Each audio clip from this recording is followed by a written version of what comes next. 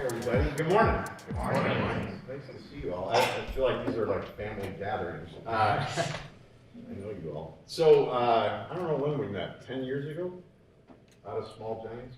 One of the things that I feel most fortunate about and I've tried to work to appreciate literally daily is just what a wonderful ecosystem we get to exist in. And that's both physically, locally, in such an amazing town with such amazing people, and then really all over the world. One of the things that when one studies nature, healthy ecosystems attract health unto them.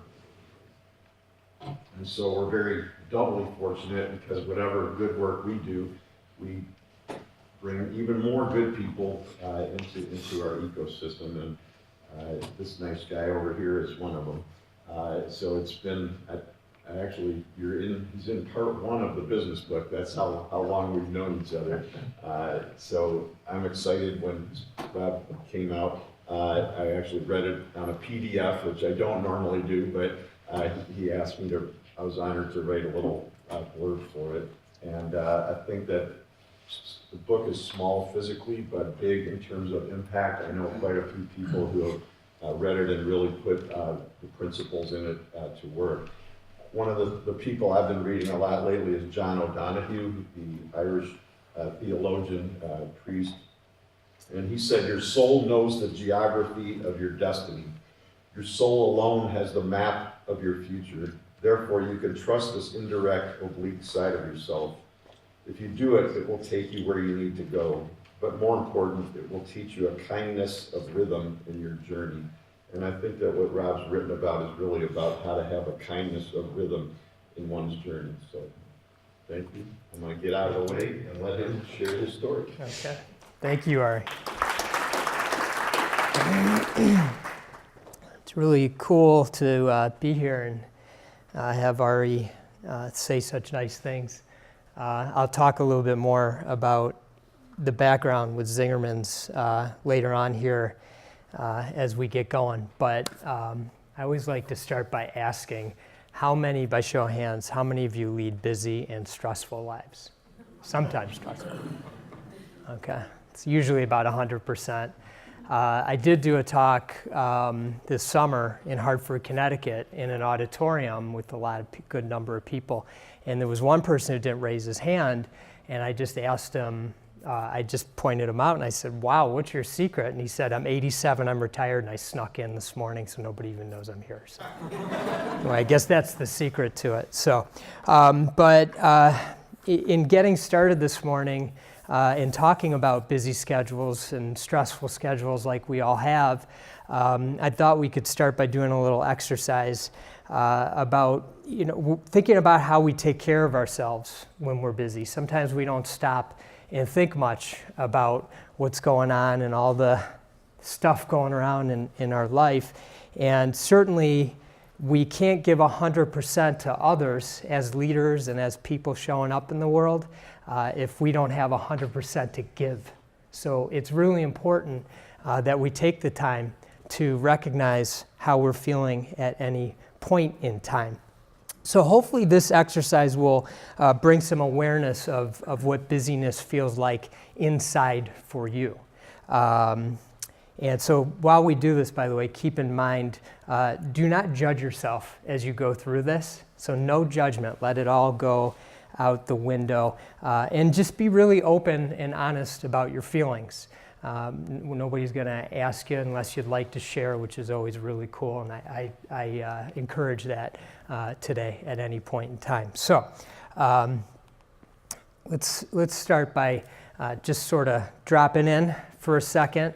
And I always, if you're comfortable, maybe close your eyes for a second, sit up kind of straight, and just follow my words and do a little visualization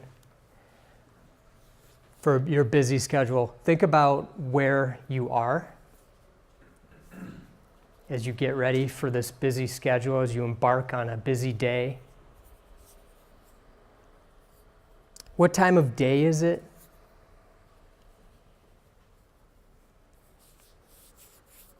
And who is with you Or maybe you're alone, so maybe nobody's with you.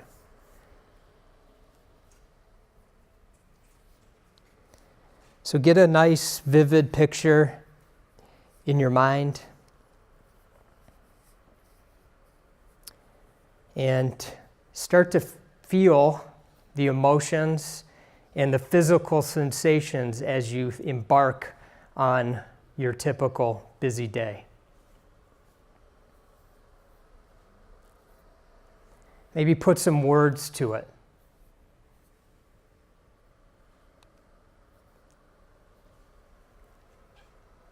What do you feel?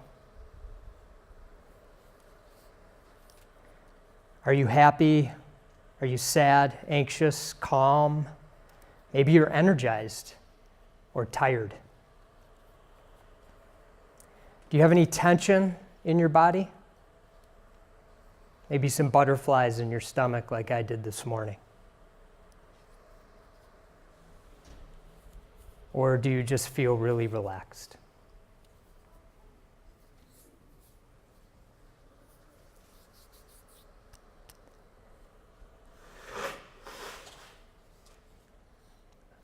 Okay.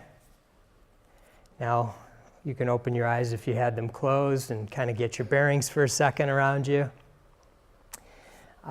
Is anybody brave enough to share maybe some of the emotions or physical sensations that you were experiencing during your busy day? Yes. So I know mornings while I'm getting ready are the worst for me because I'm so focused on everything that I need to get ready for the day. And I know that I need to take like 5 minutes just to like meditate and just sit and be calm.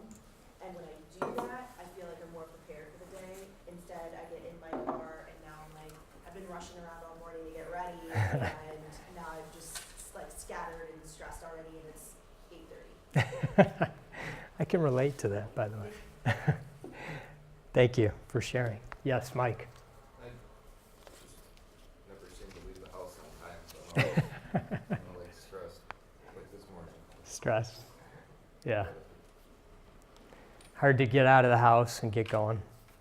Get to where you need to be on time. Sometimes when I get to work and though I feel it, I use that energy I just jump right into my work. Yeah, just go right into it. Yeah. It's like jumping into a tub of cold water or something. Shocking. For a few minutes every day, but I either don't have time or I start thinking about stuff. Right. Who else? Yes. Rick. Well, I kind of start my day by I get up early and fix breakfast, and that kind of allows me to just have some time to myself. I like to cook, so that's good. And then I have a restoration company that's in a rural area, so you're driving a lot no matter what, So it's a 20-minute drive to the shop where people are, Mm-hmm. and there's just a sense of anticipation and excitement. What's coming for the day and just thinking about that. And it's kind of like meditative driving in the country Mm-hmm. because, there's not a lot of traffic and you can kind of just think, so that's how my day starts. Okay. So kind of calm and kind of excited is a word I heard. There's Yeah. excitement there. That's for cool. sure. What the employees are going to be doing and what, Yeah. What's going to be happening that day and what Mhm. customers we have, that need special attention or Yeah. whatever, that anticipation of what's coming. So, Yeah. so it's kind of exciting, and sometimes that excitement can be too much, Yeah.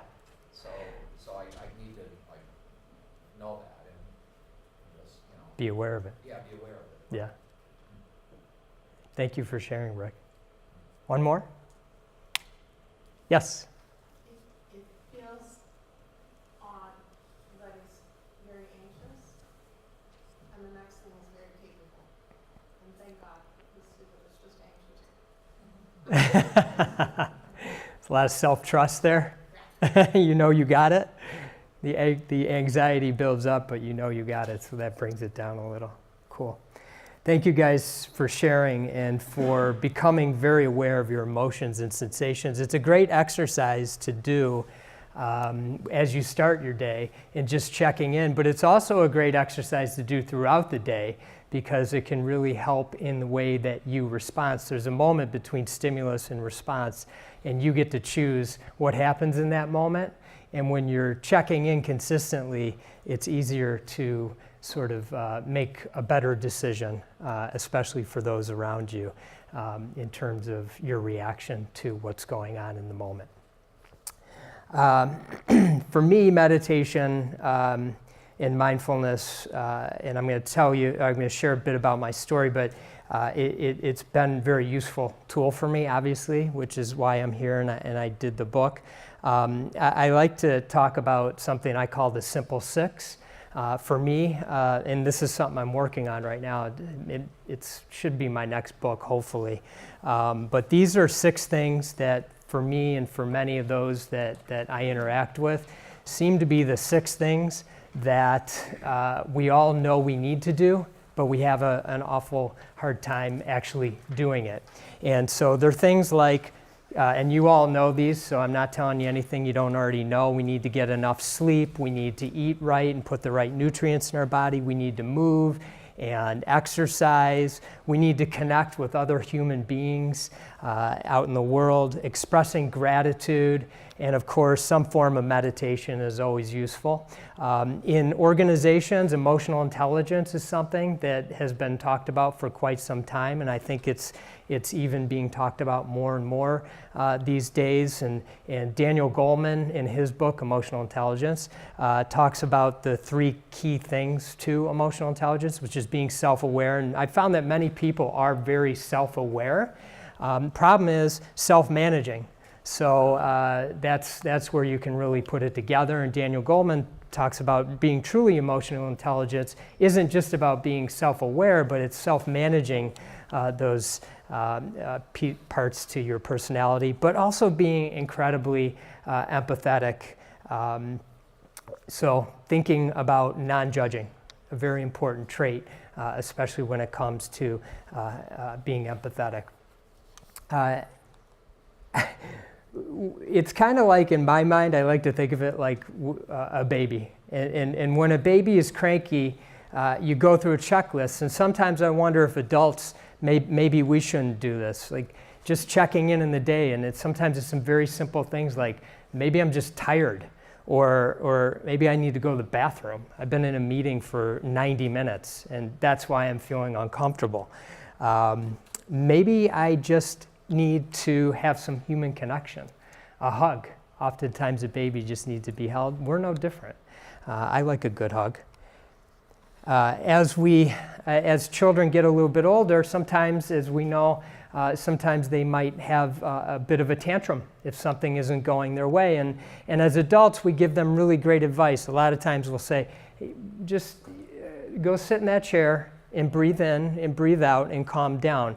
Yet we have our own form of tantrums as adults, but they go on up here usually. Sometimes they come out outwardly, but a lot of times they're going on up in our minds. But we don't go sit in that chair and breathe in and breathe out. And these are very simple techniques that I have found useful. And I'd like to start by sharing where I first started to find it useful, and that was in the summer of 2005. At the end of 2004, I sold my business, and I was running the company as a wholly owned subsidiary. I had a 3-year contract to stay on with the company that bought my company. And I had never worked for anybody in pretty much my entire adult life since I had started the company out of college. And I was highly anxious and stressed on this particular day, which was in the summer of '05. I was on vacation with my family. We were in northern Michigan, and they were out enjoying the day, as they should have been. I was inside. I was doing some work, and I just felt out of control. And I couldn't figure things out. My mind was racing, and I was on the verge of tears. And I had a propensity, which I'll share with you in a minute, for anxiety and stress.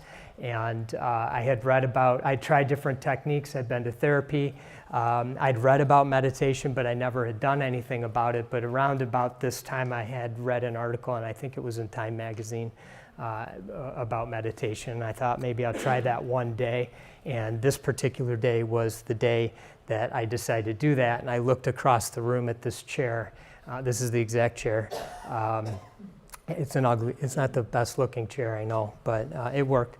And I just said to myself, Rob, go sit in that chair and give this a shot. Just sit there and breathe in and breathe out for 5 minutes. I didn't know what I was doing. I just knew I was going to go sit there and close my eyes and just breathe. And I didn't really know much about technique or anything of that nature. And so that's what I did. And after my commitment to 5 minutes, I actually felt a little bit better. My problems didn't go away, and my frustrations were ever present. I just felt better. I felt like I was in a better state of mind. And so I thought, maybe there's something to this.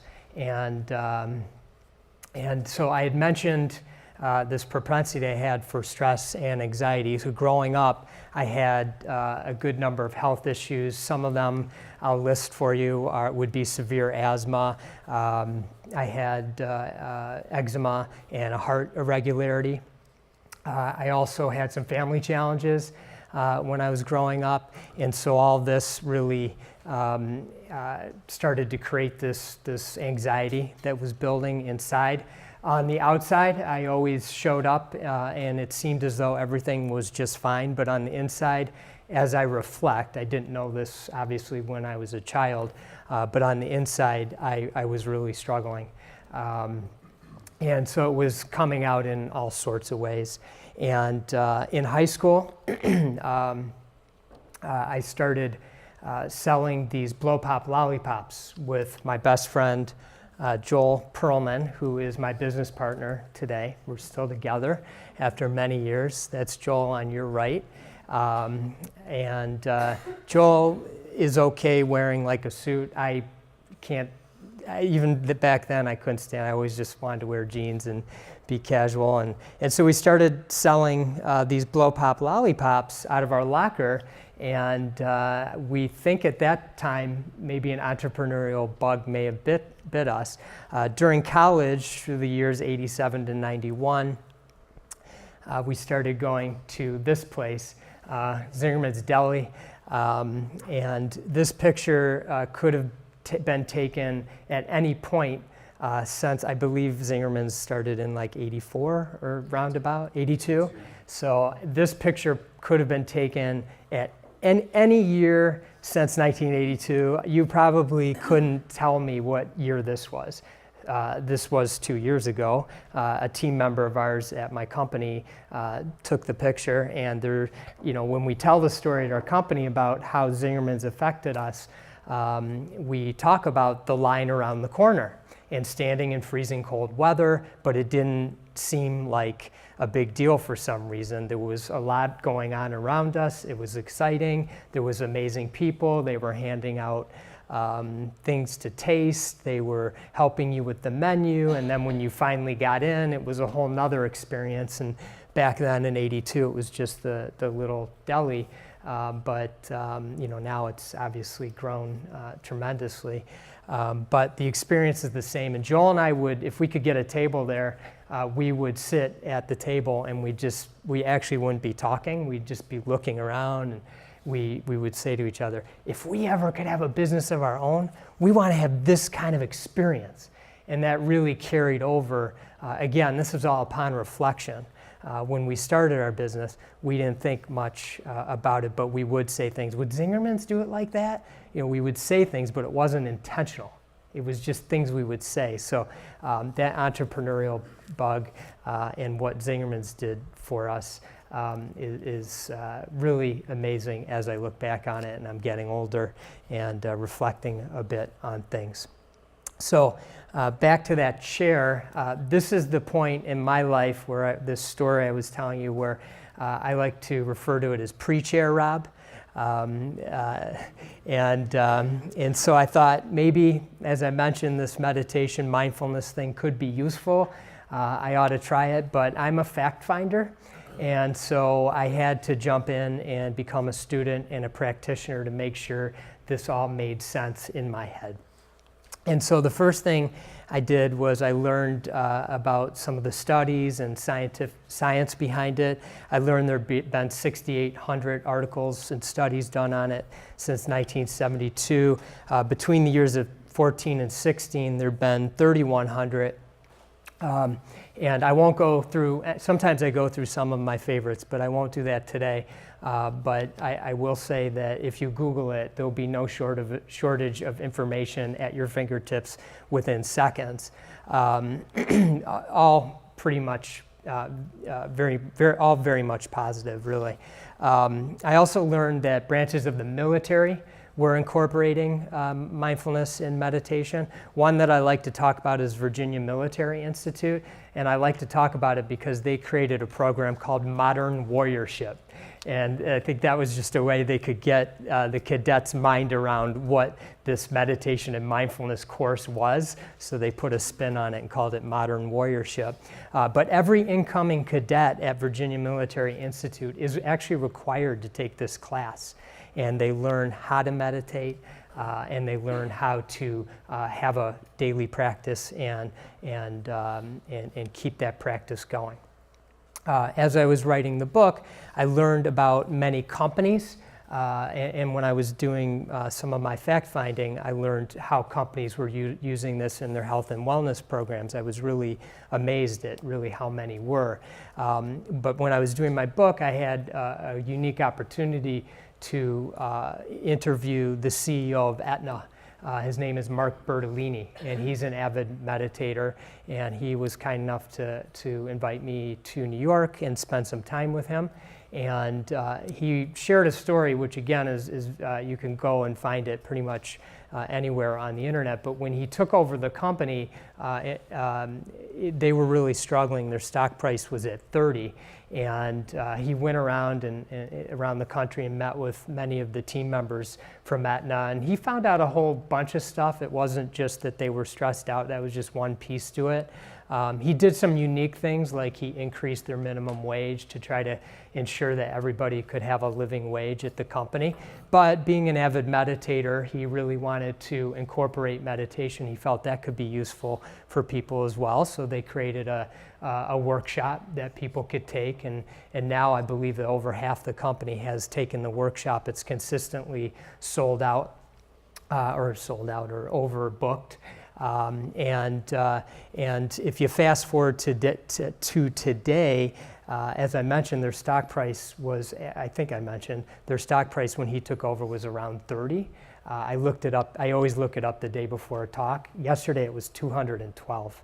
And I asked him about that, and he said, it's really just because everybody started meditating. So anyway, no, he's under no delusion that meditation had everything to do with it. He believes it did have something to do with it. There are tons of factors, obviously, but I liked what he told me at the end of when we were talking about this. He said, but you know what I notice most is just people are easier to work with. You can't put a price on that when you work in an organization and people are easy to work with. That just allows a flow through life that I think is pretty special. The next thing I learned was how to meditate. And I'd mentioned I'd read an article and I went and sat in this chair, but as I'm a fact finder, I wanted to make sure I was doing it right. So I sought out a meditation teacher, and I do highly recommend that. But I went to a woman by the name of Donna Rockwell, and she's in the Detroit area. She's a psychologist and a meditation teacher. And I went to her office, and she sat me on the couch, and she said, what would you like to talk about today? And I said, I really just want to learn how to meditate. And she said, okay, so you don't have any issues, you don't want to talk about anything? And I said, no, honestly, I'm here, really, I learned that you were a meditation teacher as well, and I really just want you to teach me how to meditate. And she said, well, why don't you explain to me what you're doing? And so I did. I explained to her what I was doing, which was sitting in a chair upright with my hands on my legs, my feet on the floor, and breathing in and breathing out for some period of time, my eyes closed. And she said, sounds like you're doing it right. And I said, I know, yeah, but you need to teach me because I want to get really good at it. So she said, okay. So she pulled up a couple chairs and we sat across from each other and we did exactly what I just told you. And then she said, okay, good job. And at the end I said, how did I do? Did I do well? And she said, yeah, you did fine. I mean, there's no wrong in this. And I said, okay, all right, cool. So this was the first one. I'm looking forward to the futures because I'm going to stick with this. I'm going to get really, really great at this. And she said, just, you're good. You're fine. You don't need to come back. And I said, I'm definitely coming back. I'm making another appointment. And I did. And I came back. And she said, you're back? And I said, yeah. And she said, okay, we'll pull up the chairs. And it was the same thing. And at the end, I said, how did I do? And she said the same thing. And I guess it clicked for me at that point that I was probably overanalyzing it just a bit. And so I like to share that story because a lot of people feel that they are doing it wrong or they can't, this or that. And it really, it's simple, but it can be hard. And I think sometimes the hardest part is really just what's going on in our head. And so I would like to share with you right now how I get set up and how I learned through what I've read and also through what Donna taught me. And we'll do a brief meditation together. So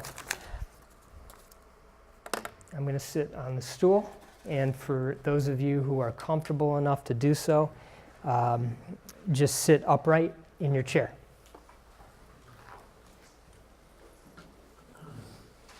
And you can place your hands on your legs comfortably. So just make sure you're comfortable the whole time. Comfort first. If you're comfortable bringing your back off the back of the chair, that would be ideal because you're supporting yourself. And that's one component that I learned that can be important, but again, being comfortable is the most important thing. So sitting upright, and your feet firmly planted on the ground, feeling the earth beneath you.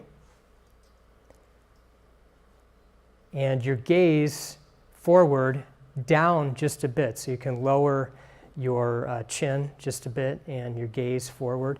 And if you'd like to keep your eyes open, some people do prefer that. You can do that and just have kind of like that one of those fuzzy gazes. For me, I just prefer to close my eyes, and some do prefer that as well. So just get yourself comfortable. Your feet are firmly planted on the ground. You can feel your feet right now. Just bring your attention there.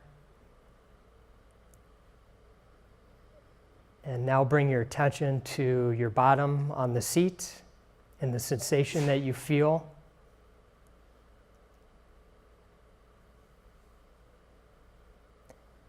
And now bringing your attention to your hands, gently on your legs, the sensation that you feel.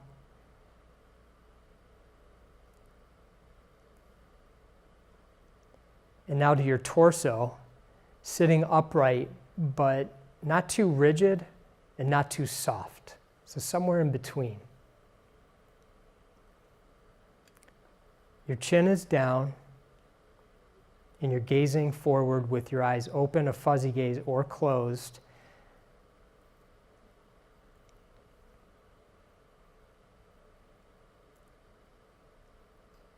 And now bringing your attention to your breath. Breathing in through your nose and following your breath down into your torso. And wherever it stops for you, following it back up and back out through your nose. Breathing normally. So just breathe normally, following your breath in through your nose, down into your midsection, and wherever it kind of stops for you, back up and out through your nose.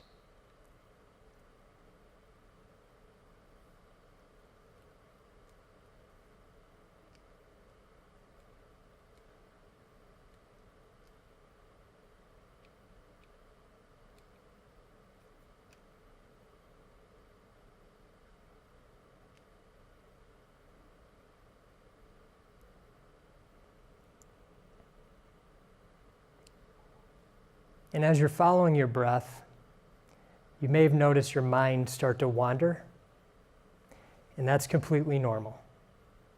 We don't have a goal here. We're just trying to do our best to notice when our thoughts start to take us into a different place. And when you notice that, you just come back to your breath, breathing in through your nose, breathing normally, following your breath.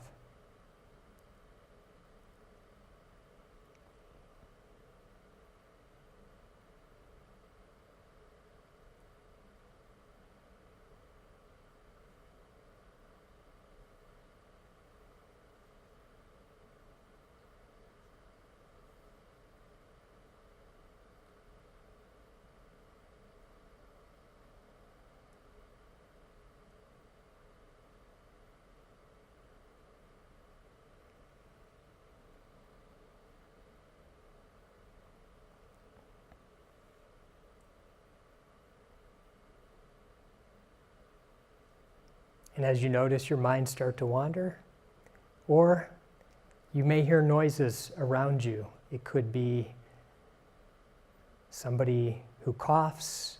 It could be the buzz of a phone. It could be noises outside the room, a vehicle driving by. This is just all the world happening around us. It's completely normal. You do not need a perfect and quiet place to meditate. Those are just great reasons to bring our awareness back to our breath. In through your nose and out through your nose, following your breath, breathing normally.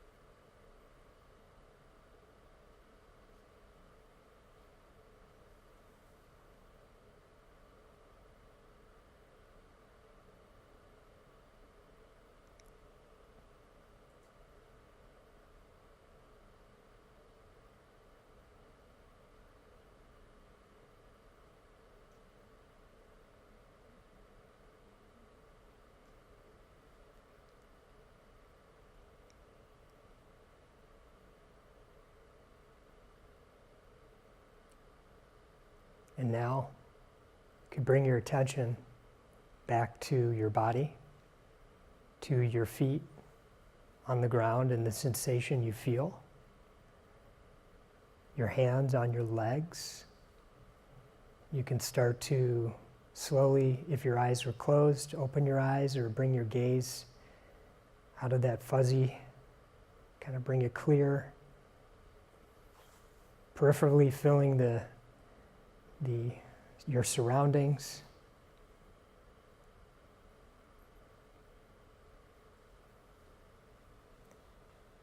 And then back to the room and all the people around us. And as Donna said to me, great job, you did it. You meditated. Okay, so how do you not fall asleep? That's a very common question. Who asked that? Allie. Allie, if you fall asleep, somebody mentioned to me years ago, you're probably very tired and you should go to sleep. But one thing that you can do is to ensure that you sit upright. That's one technique. So not sitting too comfortably, But so that's where we take our back off the back of the chair, or if you get to a point where maybe you sit on a cushion, if that's something that's comfortable, or they have benches and things of that nature, you're keeping yourself upright. So not to say you still can't fall asleep, you certainly can, but it makes it a little bit more difficult. So that's a great question. Yeah, Mike.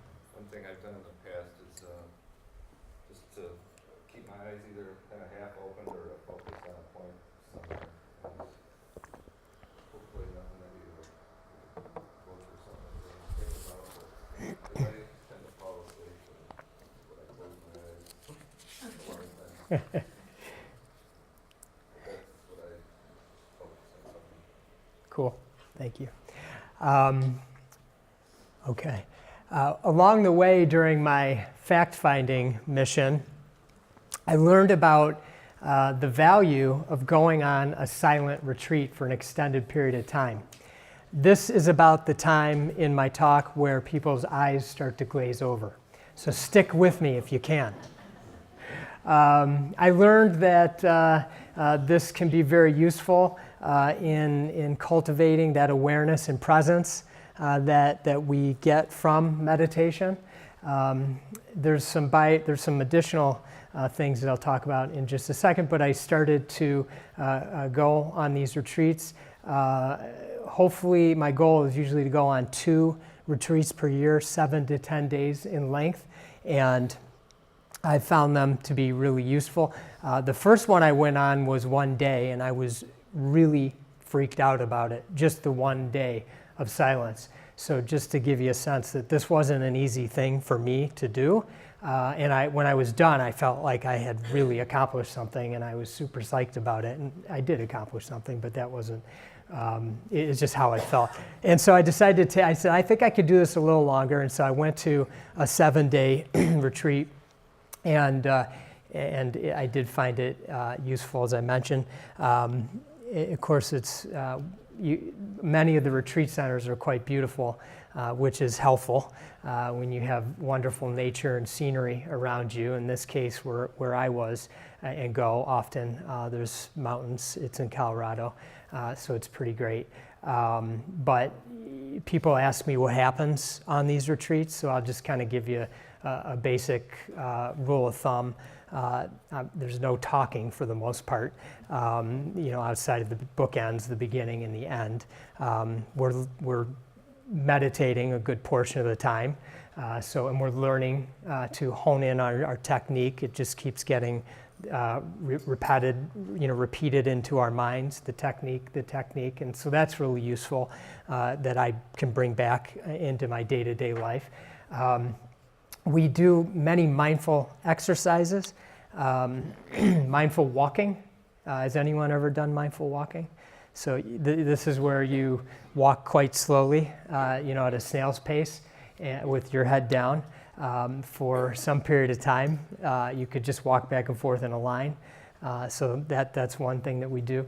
We'll do some stretching or yoga or just something to stay limber since we're sitting a lot. During one of my retreats, and I should mention, again, rule of thumb, there's no reading or writing, and it's even eye contact is discouraged. So you're really in your head. Yes, Chad. And so when this is all going on, for instance, I mean, how do you organize meditation? Is there someone who is talking in the room? Yes, there are facilitators. Okay. Yes. All right. Yep, they're facilitators. Yep. It's a great question. Yes. I kind of forgot to mention that, yeah. Although I have since gone on self-guided meditation retreats, but the teachers taught me how to do that. And that does take a bit of discipline for sure. Somebody told me, was a great quote, my mind is like a bad neighborhood. I try to never go there alone. So that's a quote from Jack Kornfield. So, when you're going on this retreat, you're with your mind because, especially if you're not doing the reading and writing part to it, you're really in your head. But anyway, after one of these retreats that I went on, I came back and I was dealing with a stressful situation at my company, but I was dealing with it pretty well. I was kind of proud of myself. And after I thought, wow, that retreat, I just came back from. It's really helpful. Like, I actually think other leaders could benefit from these retreats. And so I conjured up this idea to create a retreat for leaders, the Do Nothing leadership retreat. And I actually put it together, and I can't believe it came together and was successful. This past April, we had over 20 leaders come to the retreat for a day and a half of no talking. There was some instruction and some exercises on the bookends, but it was pretty remarkable, and down to the last person, it was an amazing experience. And so I guess I'm a glutton. We're going to do another one in April of 2019, and we're very excited about that. But one of the things that I didn't mention that we do on the retreat is something called mindful eating, and we're going to do that right now, this morning. So we have some wonderful mandarins that we're going to pass out to you. This is maybe how I might typically eat. Not much thought put into it, just shovel it in and move on.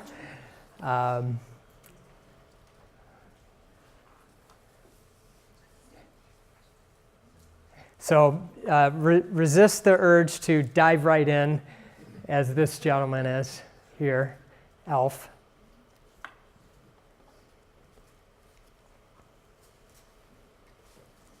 I've done this exercise numerous times, and oftentimes I forget to mention the part about not starting to eat it. And so people get it, and they just immediately start eating it. It's really funny. And please wait, hold on.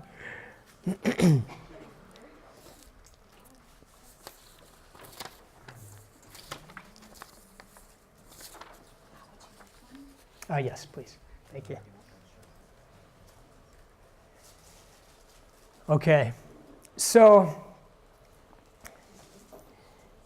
I'm going to read a little bit about this because Mara was kind enough to give me the background. I usually try to do a little background on the food that we're using so we can understand exactly where it came from. These are Satsuma mandarins, and they come from the Capay Orchard in Orland, California. Has anybody been to Sacramento by any chance? So this is just northwest of Sacramento. The owners, those are the owners of the orchard, DeWitt and Corey. They actually took over the farm in 1999, and they have been lovingly cultivating it since that time with an extreme passion. So these mandarins that you have in front of you were cultivated by those two amazing people. Who knows? One of them might even be like one on the tree there. You don't know for sure, but it could be. So it'd be fun if you think of it that way. This particular farm started planting mandarin trees more than 50 years ago. And DeWitt and Corey are often told that these mandarins have spanned families of generations.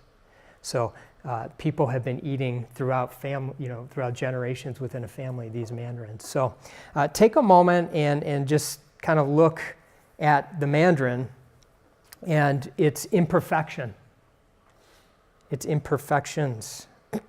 And as you do that, you think a little bit about how far it's traveled, because it likely came here on a truck, and there was a truck driver who pulled up to the orchard, and these were in these boxes, and they loaded them on a truck. And while they were loading them, they were having a conversation about their families and how their day was, and what are you doing for the Thanksgiving holidays and things of that nature. So they know each other, and they have a human connection. And then once the truck was loaded up, it started making its way out to the East Coast, to the Midwest, out this way.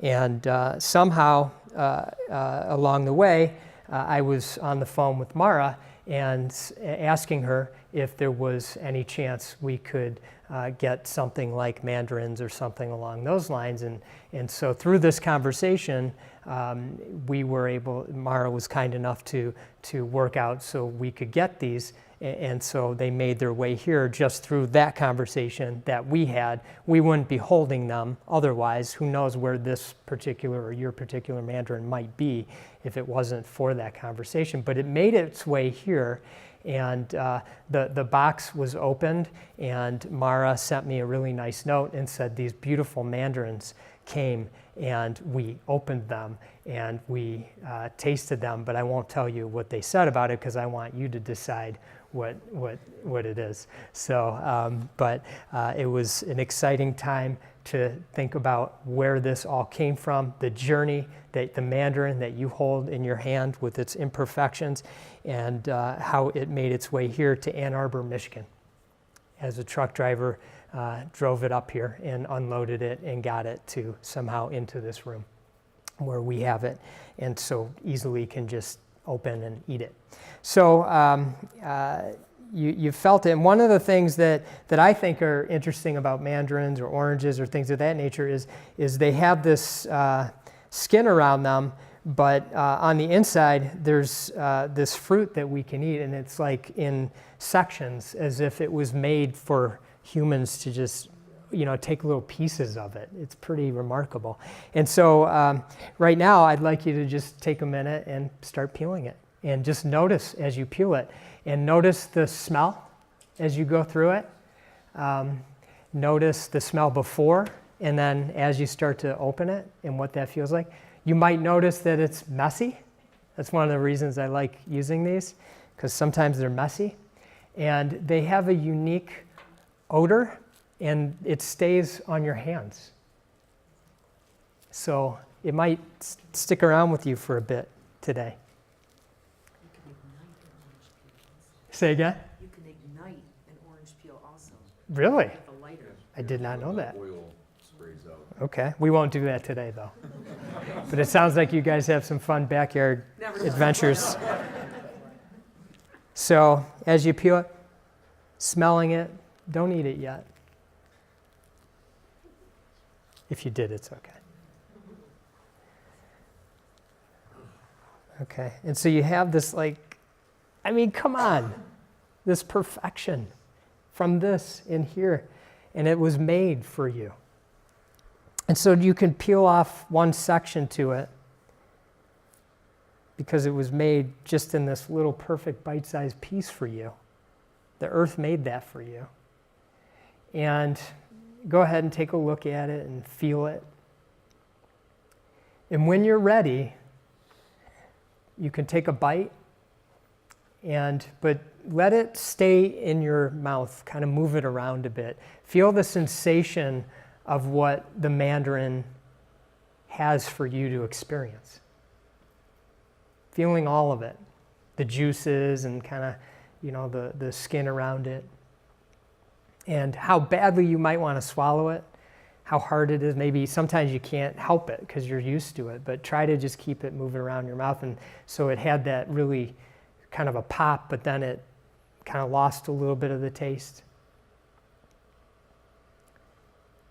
So just feeling that and being aware of it.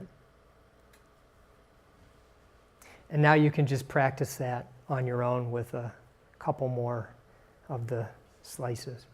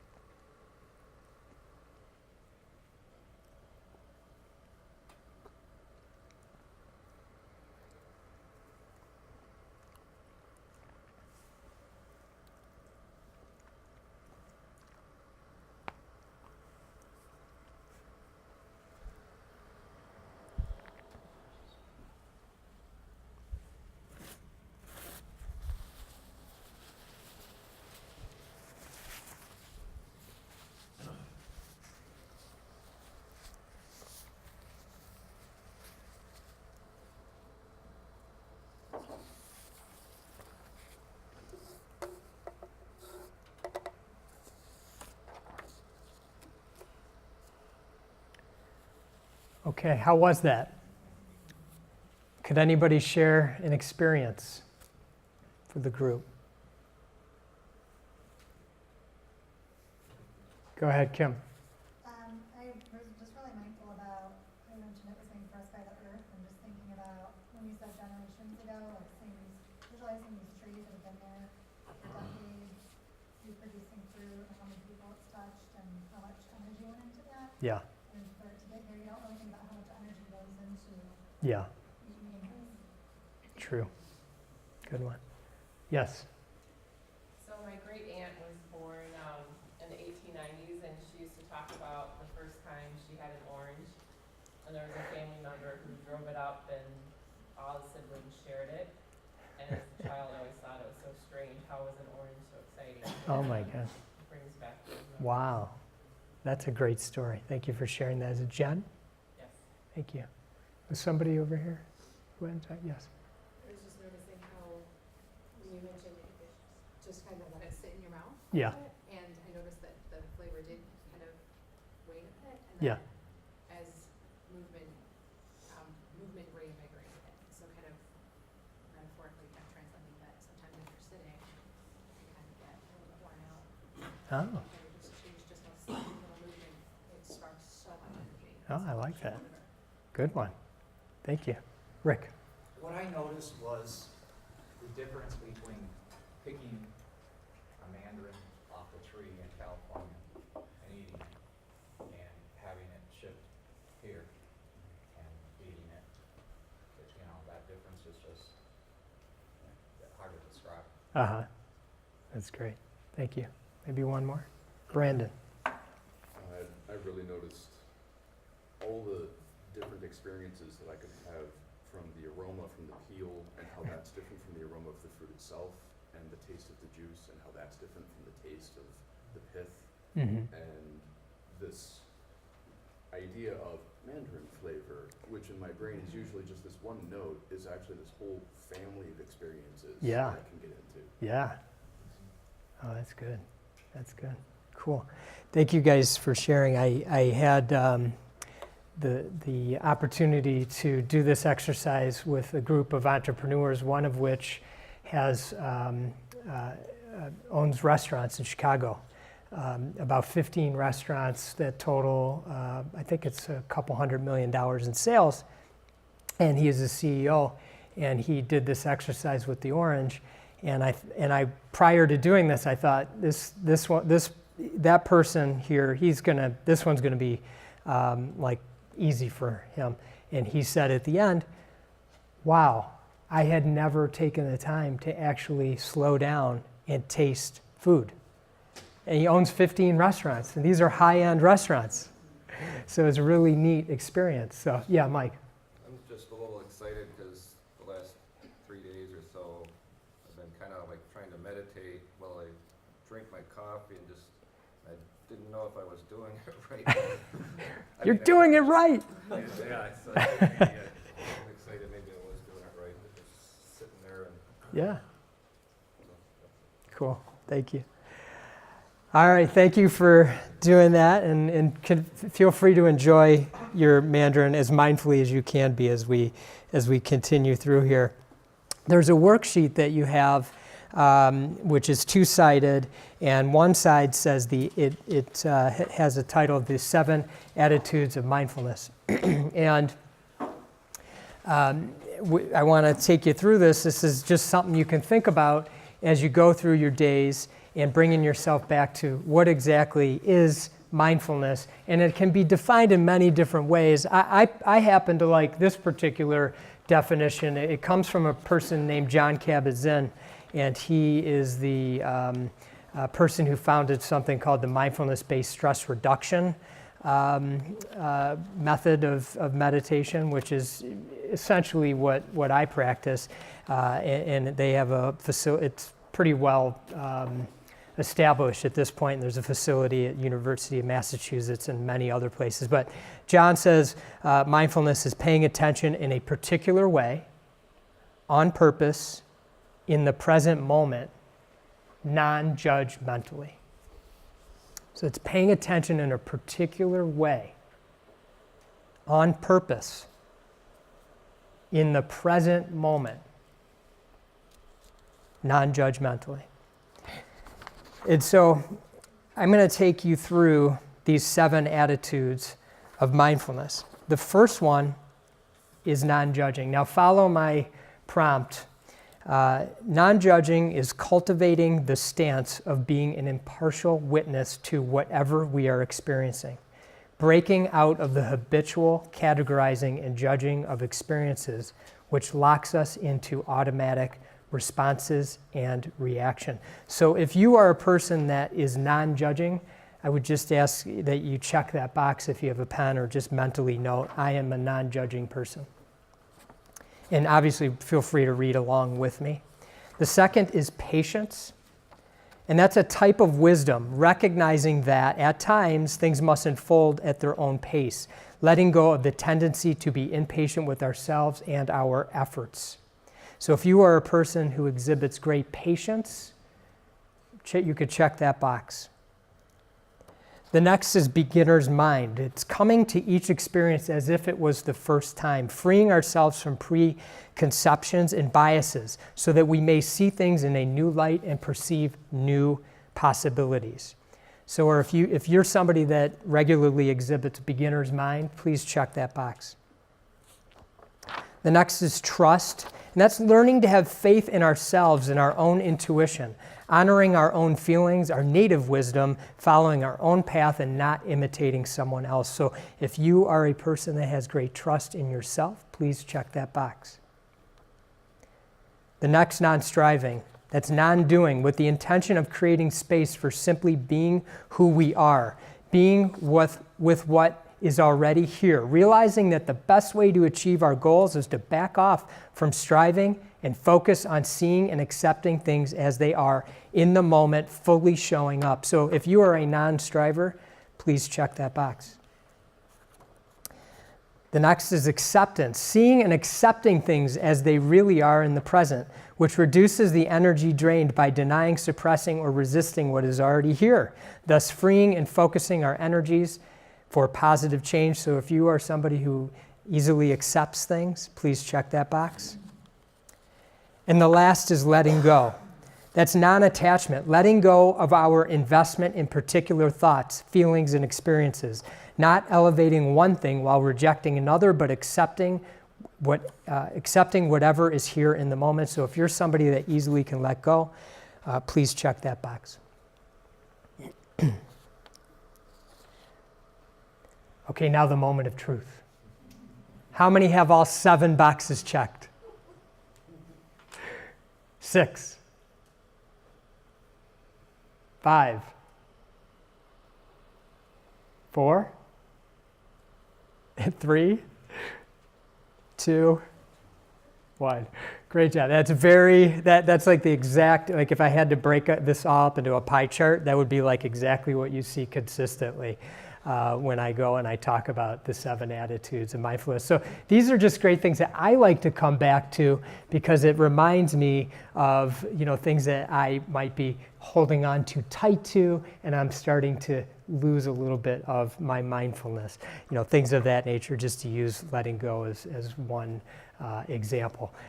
Anybody interested in sharing 1 or 2 things that you picked up on?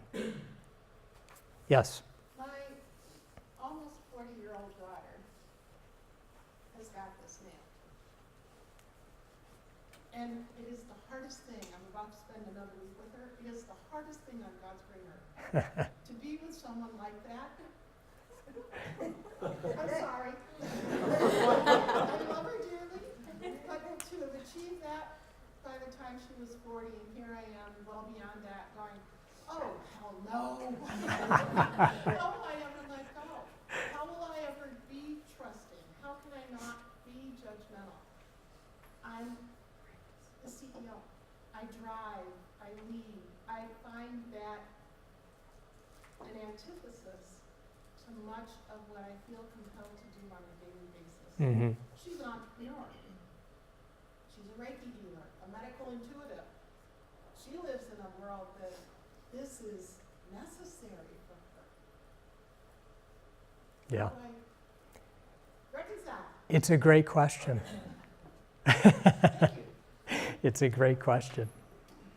But she sounds like an amazing person who has quite a gift, and her journey intersecting with your journey for a reason outside of the fact that she came out of you, assuming she did.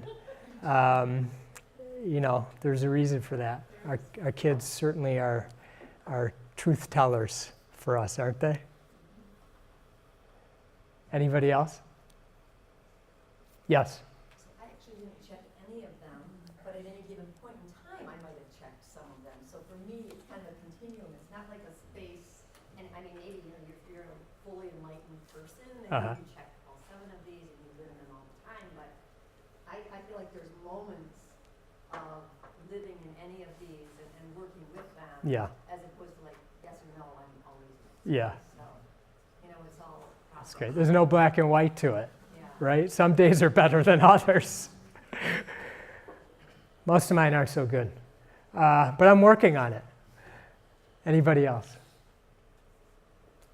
One more. Will. My perspective, how to reinforce this is the energy. What is positive energy? What is negative energy? You waste time judging, losing your patience, not having trust. That's a negative draw on your energy. Mm-hmm. Depletes it. So I reinforce these from a perspective of positive energy. Yeah. And so being really aware in the present moment of maybe when negative thoughts or emotions start to take you over, and shifting that mindset is what you're able to do, to the point potentially where it just becomes natural. And that takes practice for most of us. So thanks for sharing that, Will. All right, so back to that chair. This is the time in my life I like to call post-chair Rob. It's a time where I've realized that meditation and mindfulness has been useful. It's a life's journey, as what's your name? Joanne. As Joanne mentioned, it's a life's journey. Some days are better than others. I do believe, as a leader, as an entrepreneur, as an owner in my business, I do believe it's helped me be a little bit better. We've been fortunate in some of the experiences that we have at the company, which I'm going to share with you briefly here in a second, but how mindfulness and meditation has shown up in my personal life is something that I'd like to share with you right now. And this is a picture of me, my wife, making me do the shot at the finish line of a marathon. This is the day before the marathon. Happens to be in Boston, and I'm a runner, and I've run 14 marathons. And I've been fortunate enough to be able to run Boston a number of times. And Boston is a marathon that you have to have a certain time to qualify for the most part. So you have to be kind of speedy, and that's how you get in. So if you're a runner and you're into marathons, running Boston is a really exciting thing to do. And so I was really fortunate to be able to have done this, in this particular picture is from 2013. And so the way it works is, at least for me, I would stay downtown in downtown Boston. There's a Westin there that I like to stay. It's in Copley Place, or Copley Square. And then you hop on a bus in the morning and you start your way 26.2 miles out to a little town called Hopkinton. And that's where the marathon begins. On this particular morning, on my way to Hopkinton, I got a text from my father, who was in town with the rest of my family to watch me finish the marathon, hopefully finish. And he said that my grandmother, my meme, as we call her, was ill and had been admitted to the hospital the evening prior. But she was okay, and not to worry, and not to try to get back. And as you can see, it's not exactly an easy task to get back. We're in a traffic jam of school buses and all kinds of buses and vehicles. And so once you're out there, you're kind of out there. You can't just call an Uber and go back. So, but in running Boston before, I would, in many of the marathons, one fun thing to do if you've done them is, just really taking in the energy of the crowds.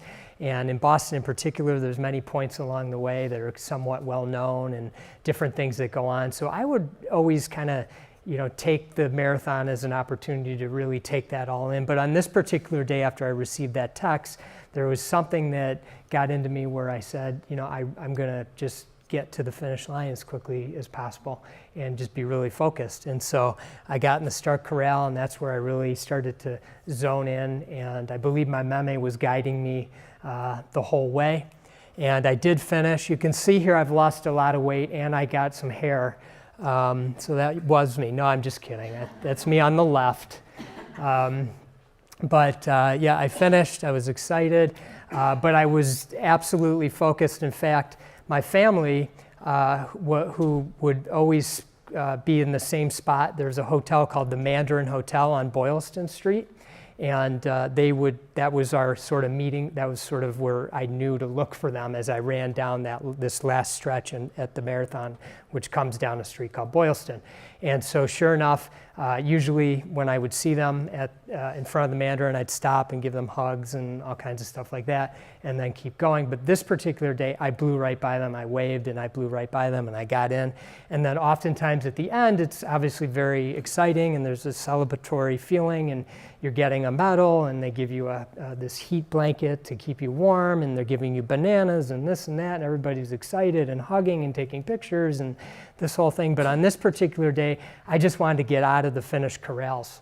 I was just on a mission, and I got out, or I got my stuff. I made my way to the family meeting area where we had agreed to meet like we normally do.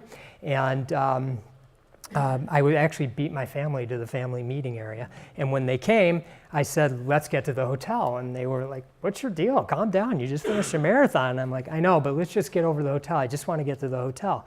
And so we did. We made our way, and they were making fun of me the whole time. Slow down. What are you doing? What's the deal? I don't know. I have something. I just want to get back to the room. And I got to the room. We all got to the room, and what I had done is in the past at the Westin, I would get 2 adjoining rooms, and so there was about 15 of us. We didn't all stay in the room, but after the marathon, we could all just hang out, and I've been fortunate enough to know the right room to request so we could kind of see the finish line, so we could watch people come in at the end, and it's fun to just sit up there and kind of watch what's going on. And so you could see there's a shot from the room. But on this particular day, you may or may not know where this is going, but on this particular day, we were sitting, we were talking about the day, and all of a sudden there was a really loud noise, and the whole hotel, the whole room shook like crazy. And of course, we all got up, and what's that? And we looked out the window, and there was all kinds of smoke. And we couldn't really see it because it was off to the left. We couldn't see what was going on. All we could see was smoke. And my son got on Twitter, and he said, I think there was a bomb. It says on Twitter. And I said, I mean, come on, it's Twitter. Who knows what could have happened? Maybe one of the, the finish line thing fell in, or who knows what's going on. There's no way it could be a bomb. I mean, it just didn't even come into my consciousness. And I felt really calm, but everybody else didn't seem as calm, I remember. And sure enough, then we started to see a bunch of people running, and you knew something didn't seem right, but we weren't exactly sure. And no sooner did that happen than another explosion took place. And that explosion was further down the street on Boylston Street, which happened to blow out the windows at the Mandarin Hotel, where my family was standing like an hour previous. So I get chills when I say that, but it was pretty crazy. And so I felt pretty calm.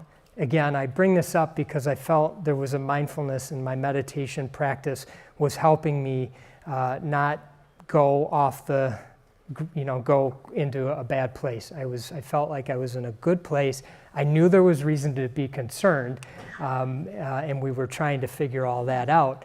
And so we decided, I I asked my wife to come in the other room with me, and I just said, you know, what do you think? Maybe we should try to get out of the city, because who knows what else is going to happen. And we called down. We said, can we leave? They said yes.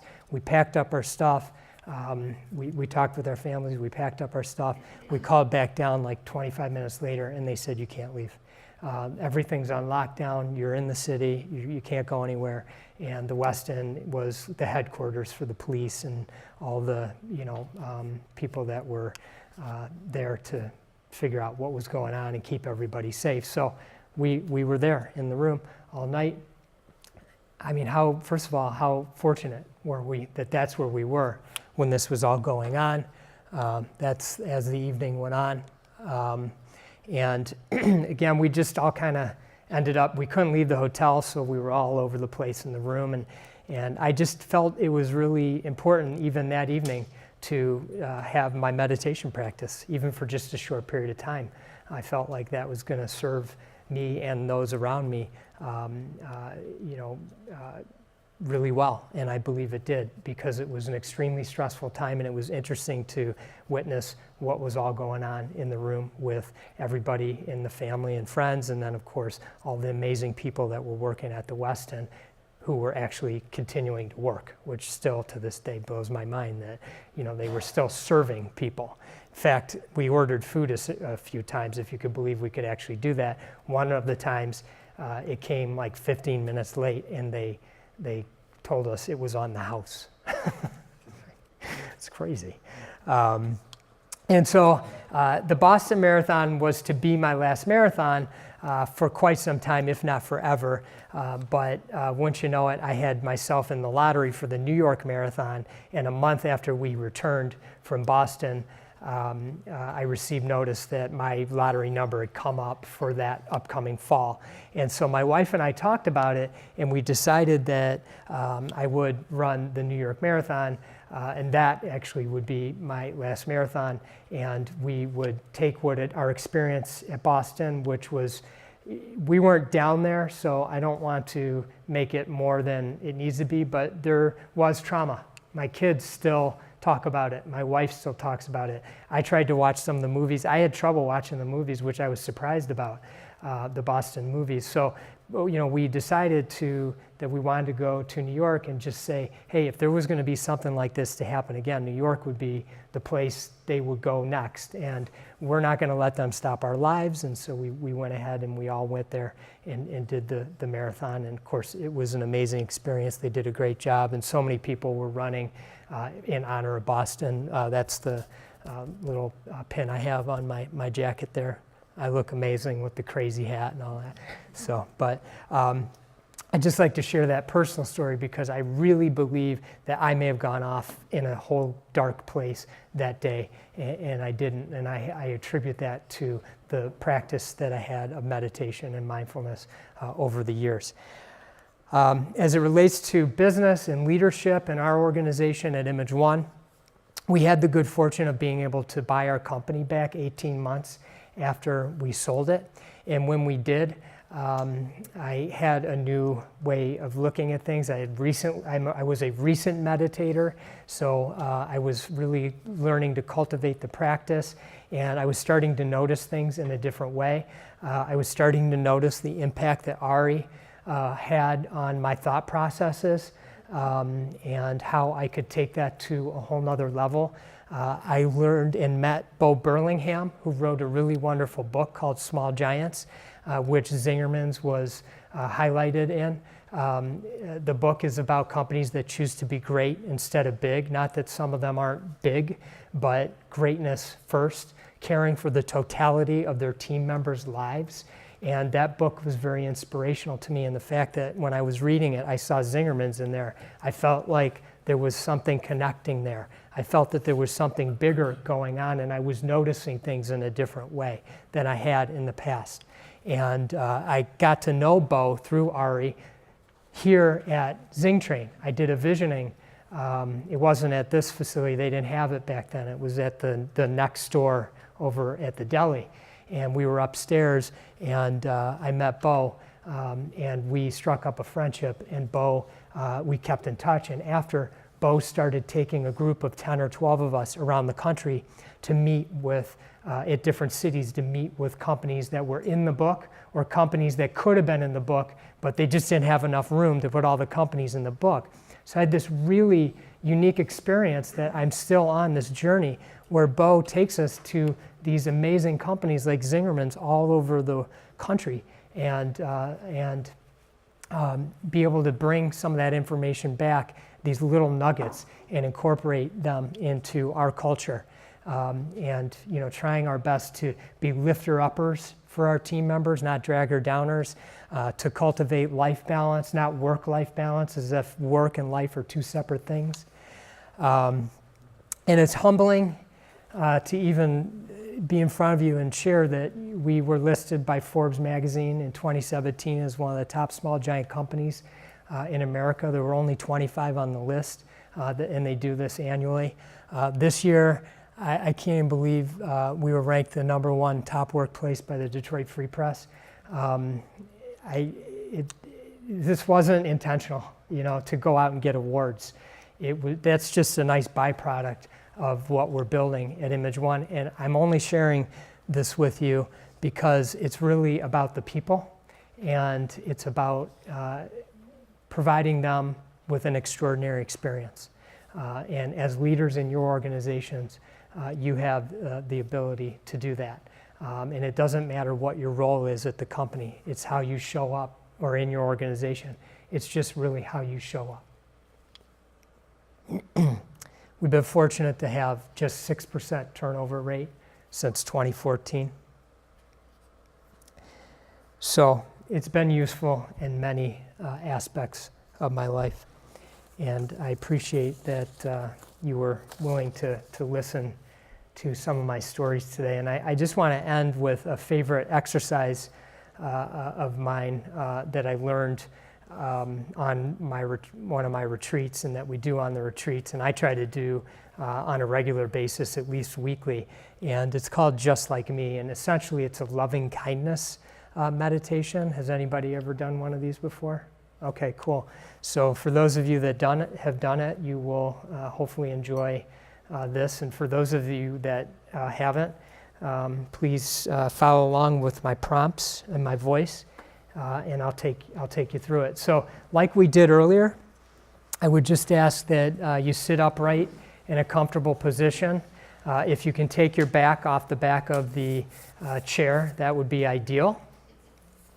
But again, just being comfortable and feeling your feet firmly planted on the ground.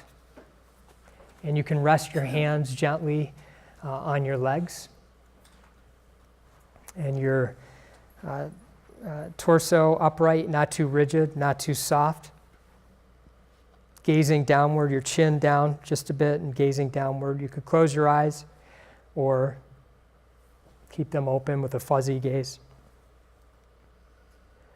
A lot of people like to close their eyes on this one because you're doing a little bit of visualization. And now bring your attention to your breath, breathing in normally through your nose into your midsection, and wherever it stops, back out through your nose, just breathing normally, following your breath for just a moment.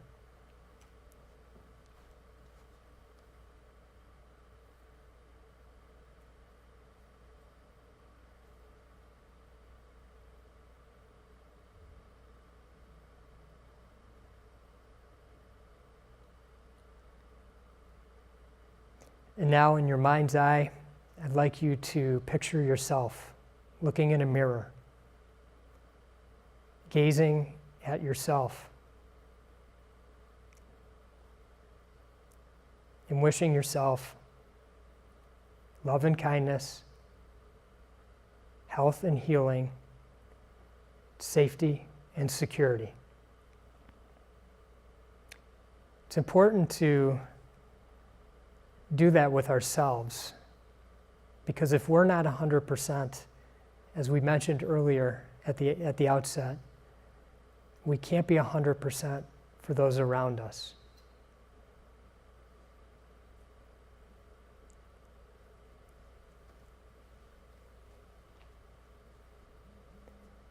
And now in your mind's eye, I'd like you to picture somebody very close to you, somebody that you love dearly with no judgment.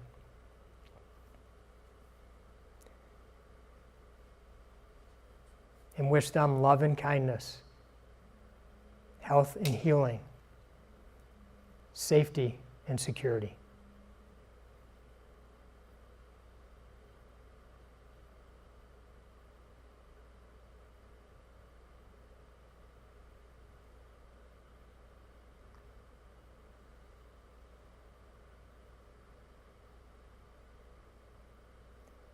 And now in your mind's eye, picture somebody neutral in your life. It could be somebody that you see often, say at the coffee shop, or somebody you work with. Could be somebody in the room. And wishing them love and kindness, health and healing, and safety and security.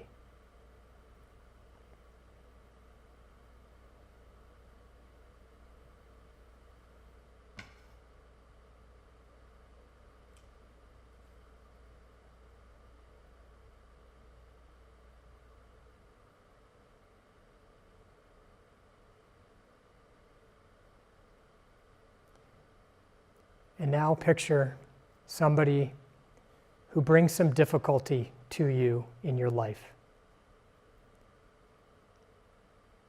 And wishing them love and kindness, health and healing, safety and security, with the knowledge that they are just like you and that they just want those same things: love and kindness, health and healing, safety and security.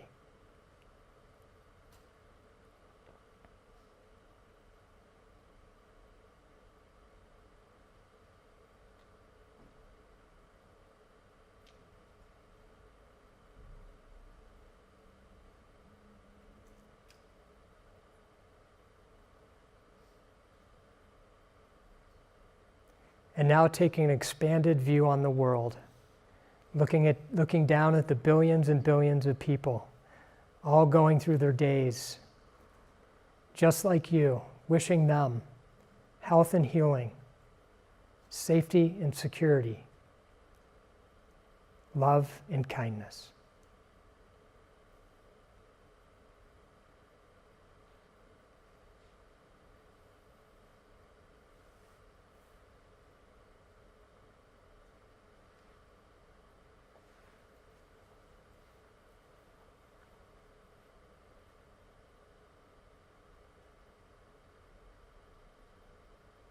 And now bringing your attention back to your breath.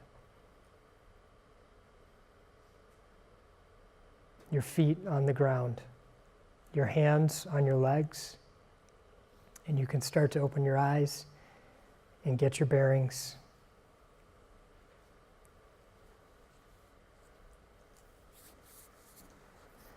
And thank you. I'm very grateful to all of you for allowing me to take you through that exercise. And I'm also very grateful for your attention today and listening to what I am very excited and passionate about sharing with the world. So with that, I wish you all a wonderful day. Thank you.